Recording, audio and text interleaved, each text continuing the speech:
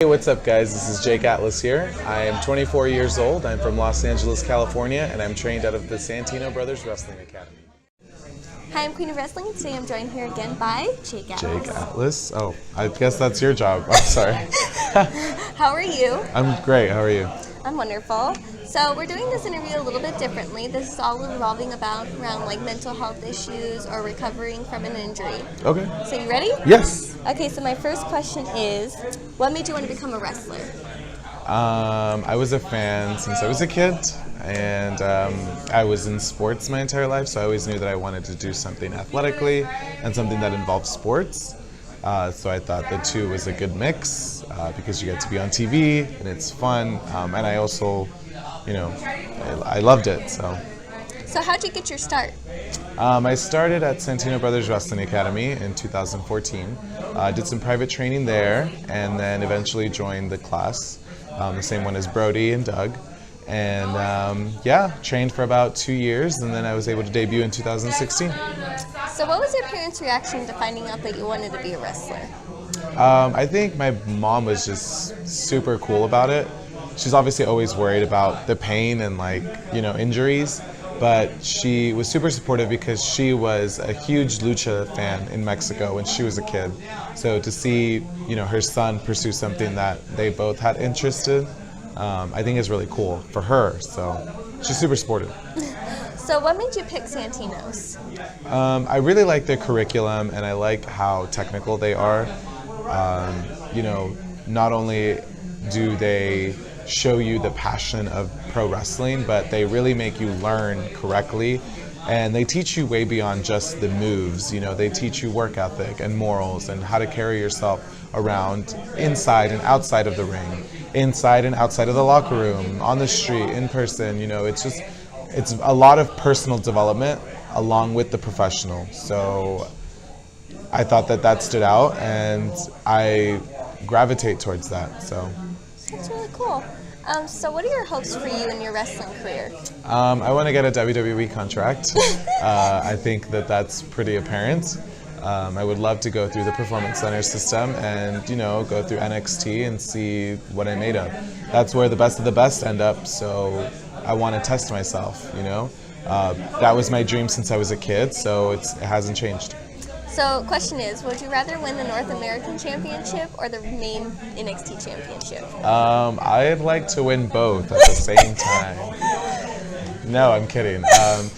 I think I'd love to win the North American just because Johnny Gargano has it now, and I really want to wrestle him. So.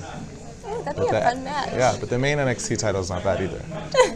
But then you have to go against Tommaso Ciampa. Yeah, which he's also great. So, man, I can't.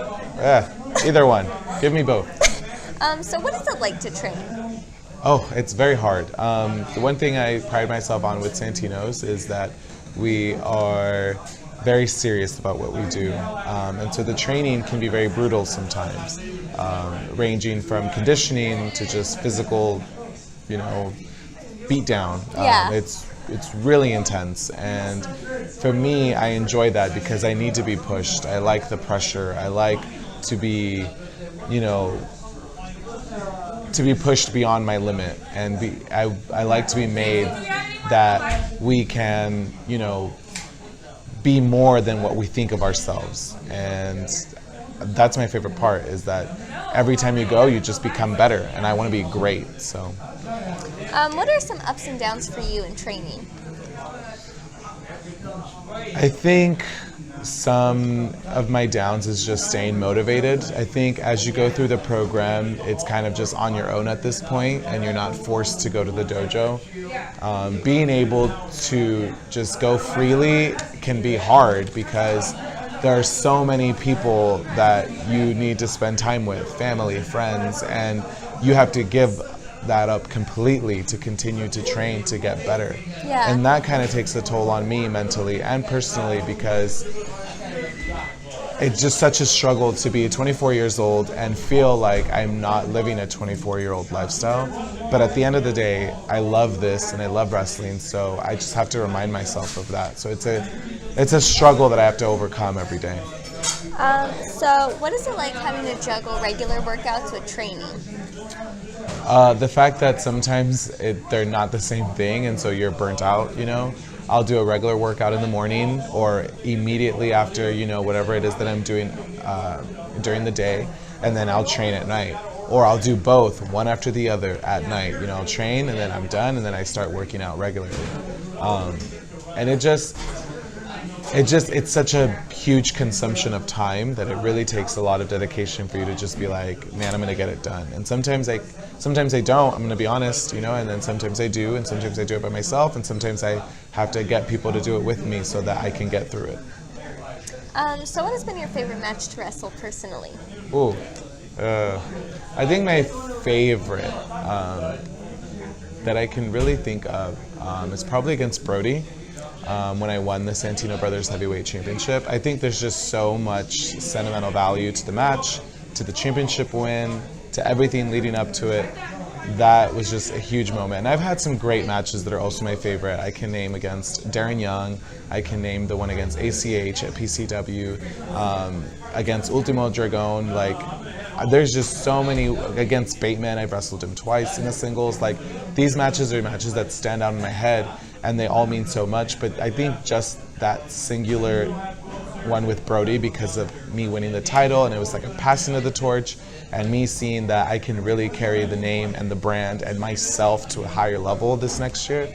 I think that kind of just put it into perspective for me, that like that was the one match that really stands out. So who's someone you would love to go against? Oh man, there's so many people. If there's one person that I can like just say, you know, that I can think of right now off the top of my head, would probably be like Shane Strickland. You know, he's someone that I look up to a lot in the locker room, and I love the way that he carries himself in the locker room and on social media. And he's set the standard with the PCW Ultralight Championship at PCW Ultra, and he's always just setting the bar high.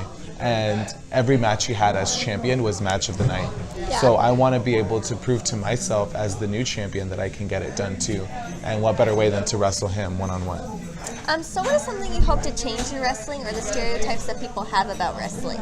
That no matter what background we come from, that we're wrestlers first, and we want to be remembered for our work. Yes. A lot of us represent different communities or different stigmas. There's different battles, like overcoming mental illness and whatnot. But I think that beyond that is that we want to continue to wrestle, and we want to be great at it, and we want to be remembered for that. And you know, because we're so good at it, I want people to be able to look us up and be like, whoa, and he, you know, is an advocate for this, and he does this, and he does this. Like, those are just the extras that come with us being wrestlers. What's something that you think is very important in the wrestling industry? Oh man, I think the one thing that's super important in the wrestling industry is like open-mindedness and respect. You always want to make sure you respect anything and everything, whether it's an opinion that you agree on or an opinion that you disagree on, an opinion that the majority agrees on and an opinion that the majority disagrees on. You just have to keep an open mind and remember that there were people that were there before you and people that have set the bar before you. So just do your own thing, set your own bars, and just be mindful of what's around you. So how do you personally handle backlash? Oh man, I ignore it to the best of my ability, but then I also confront it in a respectful manner. I'm not set in my ways just as much as I wouldn't want other people to be set in theirs. I want people to accept me and tolerate me, so I'm willing to do the same with others. So I'm willing to have a conversation and talk to you and get down to the bottom of what it is that we're disagreeing on, and where can we reach a compromise. That's very smart. So what's it like being in the spotlight? Oh man, I wouldn't say I'm in the spotlight, but in the little spotlight that I am, it's pretty cool. I think more than anything, it just shines a light on different things. I want people, like for example, if there's a literal spotlight on me, I want the light that reflects out of me to be all the little kids that needed a gay hero or all the little kids, or adults that are battling depression, or people that have overcome injuries, and like me being a voice and an advocate for that. So I think having a spotlight on me is an honor, but it's a lot of responsibility, and I'm ready to keep going with it. How important is it to you to handle your mental health? Extremely important, because if I am not mentally okay, then I would not be able to wrestle, and that's not okay for me, and it's selfish for me, and it's selfish for me to keep my ability and my performance away from people that enjoy watching me. So I need to make sure that I'm okay in my heart and in my mind before anything else. And I know that, I have to be aware of it so that I can take care of it to continue pushing forward. So how do you know when it's time to take a break from wrestling or training? I think I definitely have learned my triggers, and I've learned what causes me to feel down, or whether it's internal or external. And what I do is I give it attention. I don't suppress it, because when you suppress it, it becomes worse. So I give it attention to myself. I don't, go about talking about it so publicly, because that's a battle that we're faced within ourselves. And so I make sure that I'm aware of it, and the people around me are aware of it, so that they can help me, and we can help each other, heal and get better. Do you think there's a stigma around mental health? I do, and it's unfortunate. I think that because of the stigma, I feel like a lot of people are not so open about it, myself included. I know when I first came out, I was so open about, having suicide attempts and depression and anxiety, but then I've kind of backed away from that, because I feel like other people are fighting that battle, and I'm not comfortable yet, because that's something that's personal to me, that's ongoing to me, and I don't want to get criticized or looked down upon because of it, because that's only going to make it worse for me. So personally, I feel like I need to make sure that I'm okay with it, and people are aware. As long as people are aware, like, oh, I know Jake does suffer from that or does battle with it, but that's his own battle, and he's going through it. And as long as I show people that I'm doing all right, I'm showing up and I'm smiling and I'm having fun, then they know that at least I'm taking the right steps to get better. That's very important. Do you have any advice for anybody who may have suicidal thoughts or tendencies? Talk. There's more. You'd be surprised how many people are willing to listen to you. And if one person doesn't work, move on to the next until someone hears you, because I know for a fact that I can never be alone when I'm in that situation, and so I reach out to everyone and anything possible, and I know that at least one person will get back to me. Do you have any tips for them or any advice? How to cope? Just as soon as you feel like you don't feel okay, you need to write it down, and you need to remember that feeling, because once you're okay, you can study that, and you can realize what your triggers are and what caused it. That's one thing that a lot of people don't realize, is that what you eat, what your diet is, what you're putting into your body affects your mental health, because a lot of the neurotransmitters that we produce as humans and as biological beings are in our stomachs. So the more bad stuff you're putting in, the more damage it's going to be. So definitely just be aware of your triggers, and let people know what they are. If maybe your trigger is talking about, a family member that passed away, then make sure you kind of let your people around you, like, I don't really like talking about that. Those conversations don't sit well with me. Or maybe I don't really like eating this because this makes me feel a certain way. There's just so many things that you have control of.